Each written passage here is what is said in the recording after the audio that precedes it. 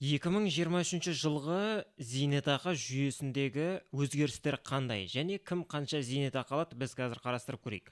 Официалды мемлекеттің сайтына өтетін болсақ, бұл жерде жазылған базалық зейнетақының ең төменгі мөлшері 24.341 теңге деп көрсетілген. Яғни кез келген адам пенсияға шығатын болса, осынша пенсия алады деген сөз. Әрі қарай сіздің жинаған суммаңызға қарай өсуі мүмкін. Және кейбір исключениялар бар. Ол туралы біз қазір айтамыз. Жасы және еңбек сіңірген жылдары бойынша зейнетақы төлемдерінің мөлшері 2023 жылдың 1 қаңтарынан бастап алынатын мөлшерден 10,5%-ға өсті деген. Короче, қаңтар айынан бастап қазіргі кезге дейінгі аралықта 10,5%-ға өскен. Бірақ бұл жерде үлкен проблема бар. Теңгенің инфляция көлемі шамамен 8%, яғни 10%-ға емес, сіздің пенсияңыз сода 2,5%-ке өскен. Өте керемет. Одан кейін солидарный пенсия деген бар. Бұл деген сөз 1998 жылдың 1 январына дейінгі 6 ай минимум жұмыс өтілі бар адамдарға төленеді. Оның көлемі 2023 жылы қазіргі уақыт, осы видео түсірілген уақытта 53.076 теңге. Үшіншісі әрине сіздің жинаған суммаңызға қарай үстіне ақша қосылады және соған сай төленеді деген сөз. Оның көлемі әрине сіздегі жиналған суммаға байланысты. Оны зейнетақы қорының сайтынан сіз біле аласыз. Сіздің шотыңызда қанша ақша бар.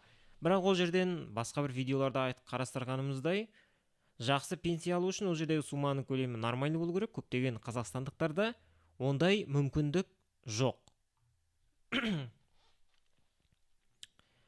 Қазіргі заң бойынша, егер сіз жұмыс жасайтын болсаңыз, сіздің айлығыңыздың 10%-ын бұл арнайы пенсионный фондқа аудару керек.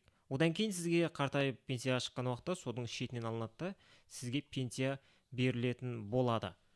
Ол шоттағы ақшаның көлемін сіз осы егоп сайт арқылы немесе осы фондтың сайтынан көруге болады. Одан кейін сіз пенсионный фондтан өзіңіздің ақшаңызды толық ала аласыз. Егер ол сумманың көлемі қазіргі уақытта 636.918.12 теңгеден аспаған болса, себебі бұл өте аз болып саналады. Бұны сіз өзіңіз шығарып аласыз өзіңіздің шотыңызға, дегенмен одан кейін мына осындай мощный пенсияны ай сайын алып отырасыз. Қосымша мына жердегі ақпараттар көрсетілген және пенсионный калькулятор бар.